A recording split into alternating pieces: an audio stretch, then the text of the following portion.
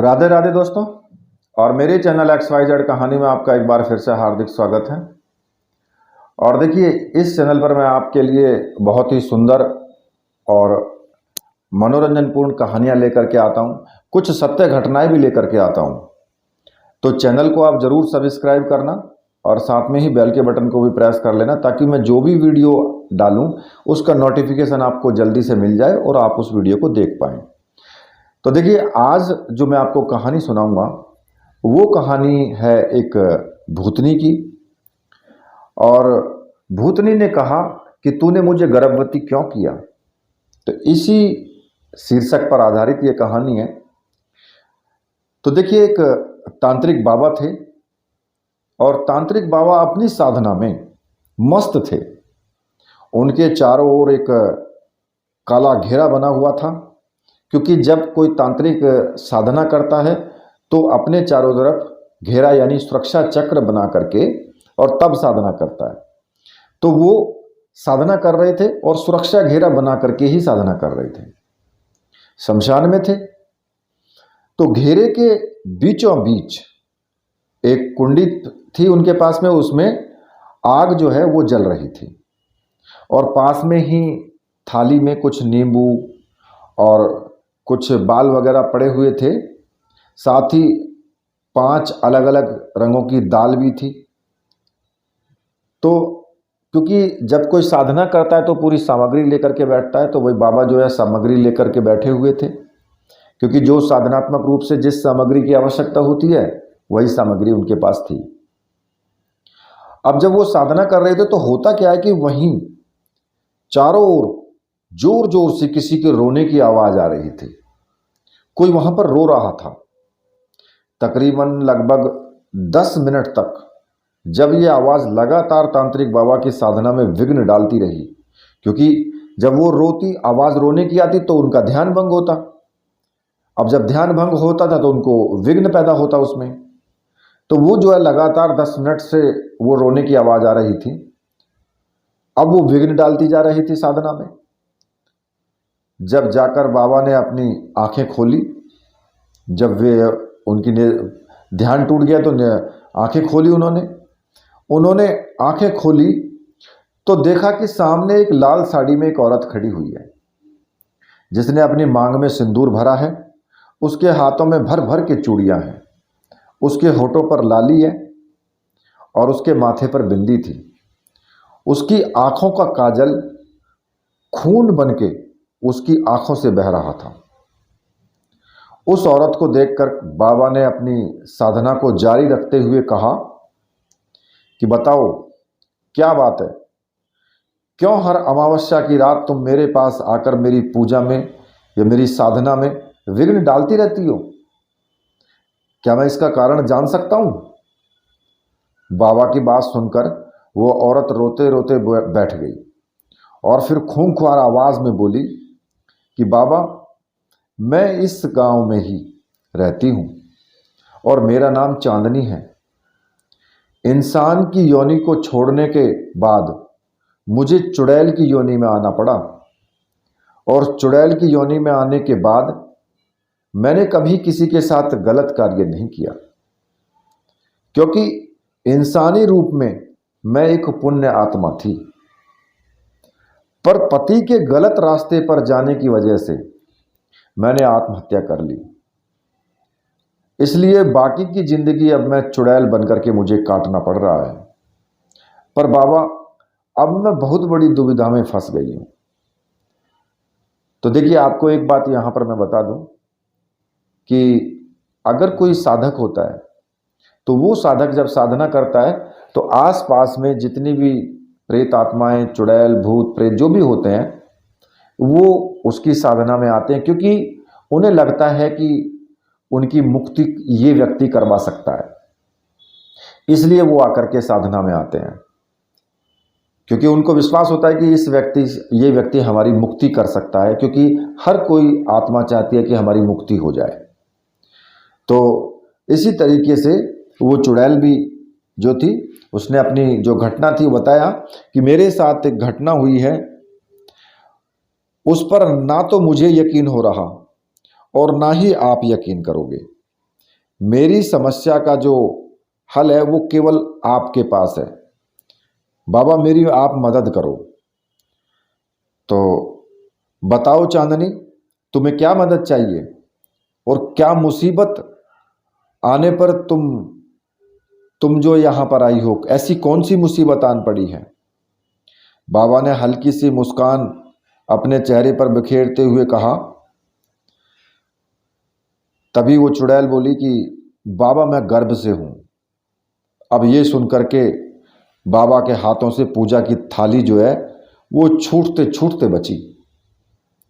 उन्होंने घूरते हुए चांदनी को देखा और अपनी आंखों को बंद करके कुछ सोचने लगे।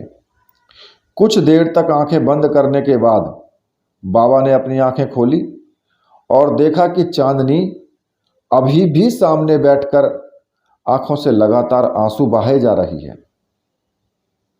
बाबा ने कहा कि देखो चांदनी, तुमने जो कहा उस पर यकीन करना बहुत मुश्किल है, पर फिर भी ये सब मुमकिन है जब तुम पूरी तरह किसी के वश में हो और कोई इंसान आकर तुम्हारे साथ संबंध बनाए,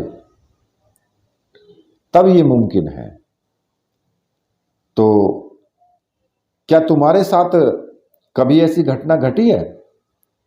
क्या किसी बाबा या फिर किसी भगत ने या तांत्रिक ने तुम्हें मजबूर किया है संबंध बनाने के लिए? तुम्हें कुछ याद है ऐसा? नहीं बाबा, मैं बस इतना बता सकती हूँ कि एक रात मैं हर रोज की तरह जंगल में घूम रही थी और तभी जंगल से एक बहुत ही हट्टा कट्टा और नौजवान जो था वो गुजरा वहाँ से, और उस मर्द को देखकर मेरे मन में उसे पाने की लालसा आ गई और उसकी मदहोशी ने मेरे बदन में आग लगा दी थी। इसलिए मैं भी उसके पीछे पीछे चल दी। उसके घर जाकर के मैंने देखा कि उसकी बीवी उसका इंतजार कर रही थी। तो देखिए, कभी कभी क्या होता है, मैं आपको यहाँ पर एक बात और बता देता हूँ कि कभी कभी क्या होता है, इस प्रकार की जो वायव्य आत्मा है वो साथ लग जाती है सुंदर व्यक्ति के, सुंदर लड़के के साथ में, उसके साथ संभोग क्रिया बना करने के लिए। ऐसा हो जाता है। अब आगे तो उसने आगे फिर बताना शुरू किया चुड़ैल ने कि जब उसकी बीवी इंतजार कर रही थी तो मैंने बिना वक्त गवाए उसकी बीवी के शरीर को अपने कब्जे में कर लिया। यानी कि उसकी जो बीवी थी उसके शरीर के अंदर वो प्रवेश कर गई, और जब मैंने उसके शरीर को कब्जे में कर लिया तो फिर हम दोनों के बीच जो हुआ वो तो आप जानते ही हो। उसके बाद वो फिर संभोग क्रिया हुई। पर बाबा, अगर गर्भवती किसी को होना नहीं चाहिए था तो उस आदमी की जो औरत थी, अगर गर्भवती किसी को होना था तो उस आदमी की औरत को होना था, ना कि मुझे। मैं क्यों गर्भवती हुई फिर? अब मैं जो गर्भवती हुई वो इसलिए हुई क्योंकि जिस औरत के शरीर को मैंने कब्जे में कर लिया, जब बाबा ने बताया कि भाई तुम जो गर्भवती हुई वो किस लिए हुई, क्योंकि तुमने सिर्फ उसके शरीर में जाकर के संबंध बनाया, तो तुमने उसके शरीर को अपने कब्जे में करके और वो संबंध बनाया, और उसके कुछ दिन बाद वो औरत जो है मर गई। इसलिए ये बच्चा तेरे गर्भ में ठहरा है। अब तू बता क्या करना है? तुम इसे जन्म देना चाहती हो या गर्भ में मारना चाहती हो? तुम्हारा जो भी फैसला हो, सोच समझकर मेरे पास अगली अमावस्या को आ जाना। मैं सारी तैयारी करके रख लूँगा। अगली अमावस्या को चांदनी फिर बाबा के पास आई। बाबा हर बार की तरह इस बार भी अपनी साधना में लीन थे, और चांदनी अपने प्रभाव से उन्हें साधना के बाहर लाने की कोशिश कर रही थी। मतलब कि उनके ऊपर प्रभाव डाल रही थी वो, कि वो साधना से बाहर आ जाएं। अब चारों तरफ उसने अपना माया जाल बिछाने की वो फिराक में थी। वो तो इससे पहले कि ऐसा कर पाती वो, बाबा ने अपनी आंखें खोल दी और चांदनी को आगाह करते हुए कहा कि नहीं, ये गलती दोबारा मत करना चांदनी, वरना मैं तो क्या, दुनिया की कोई भी साधु संत आत्मा परमात्मा, यहाँ तक कि तुम्हारा खुद का भी अस्तित्व तुम्हें नहीं बचा पाएगा। चांदनी रोते हुए उनके पैरों में गिर गई और बिलखते हुए वो बोली कि बाबा, मैं ये गलती नहीं करना चाहती थी, पर मैं चुड़ैल की योनि में हूँ। वही मुझे बार बार वही हरकतें करने पर विवश करती है जो मैं नहीं करना चाहती। देखिए, कोई भी आत्मा हो, चाहे वो शुद्ध हो, लेकिन जब वो उस योनि में पहुंच जाती है तो उस योनि की जो मेन जो एक्टिविटी होती हैं वो उस पर हावी हो जाती हैं। जैसे हम इंसान होते हैं, मानव हैं, और शरीर, हमने ये शरीर पाया है तो इसके साथ काम क्रोध लोभ मोह अहंकार, ये 5 वस्तु लग करके आती हैं। हम इनसे नहीं बच सकते।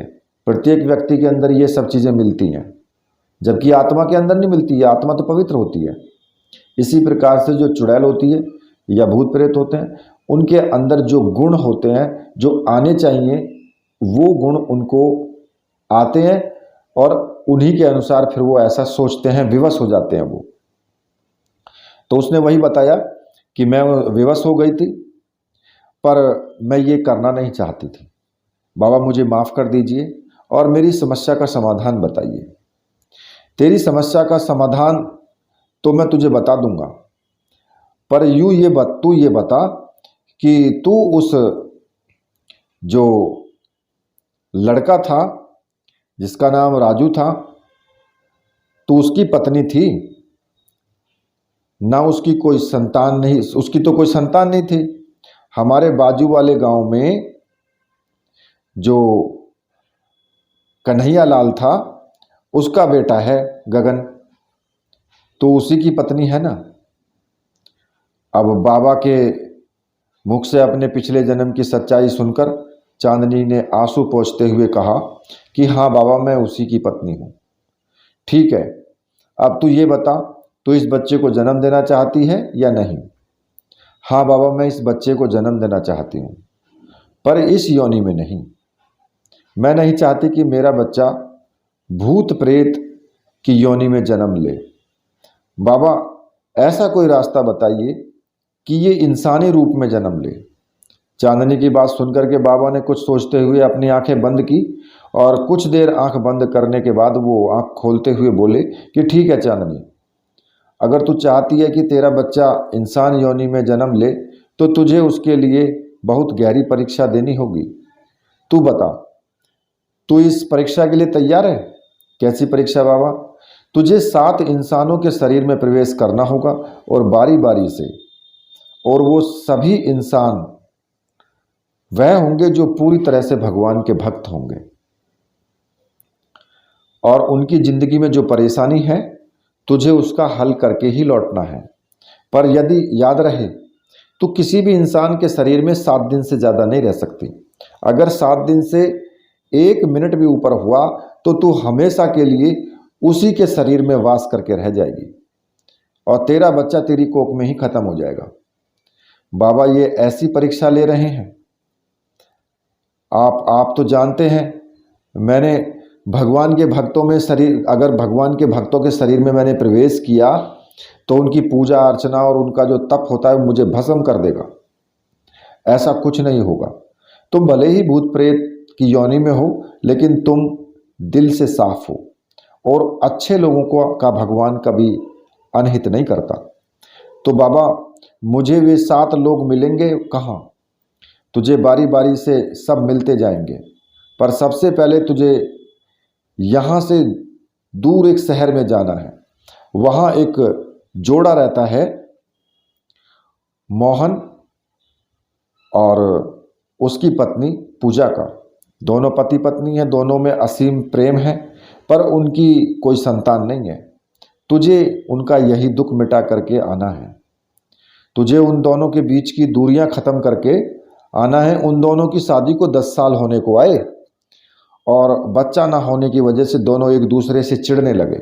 इसी वजह से उनके बीच लंबी दूरियां बढ़ती चली गई और उसके बाद जो है तुझे क्या करना होगा, तुझे उसकी जो पत्नी है उसके शरीर में जाकर उन दोनों की जो दूरी है वो 7 दिन में दूर करनी है। पर अगर 7 दिन में तू सफल नहीं हुई तो फिर तेरा बच्चा तेरी इसी योनि में जन्म लेगा। बाबा ये तो बहुत कठिन तपस्या करवा रहे हैं आप मुझसे, पर कोई नहीं, मैं अपने बच्चे के लिए ये सब करने के लिए मैं तैयार हूं।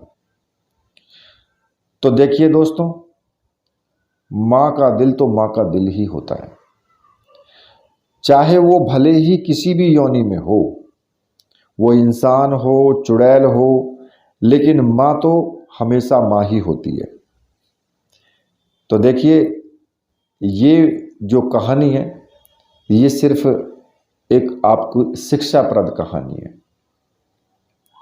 कि मां अपने औलाद के लिए क्या कर सकती है, चाहे वो किसी भी योनि में हो, चाहे भूत हो, प्रेत हो, चुड़ैल हो या कोई भी हो। तो मां मां ही होती है। इसलिए दोस्तों, अब मैं इस कहानी को, तो कहानी तो पूरी हुई, अब मैं इसको यहीं पर समाप्त करता हूं। अब आप ये मत कहना कि कहानी आपने पूरी नहीं सुनाई, क्योंकि कहानी मैंने पूरी सुना दी है। सिर्फ मां के शब्द तक इस कहानी का मतलब था। और अगली कहानी लेकर के मैं आपके सामने फिर उपस्थित होऊंगा। तब तक के लिए राधे राधे।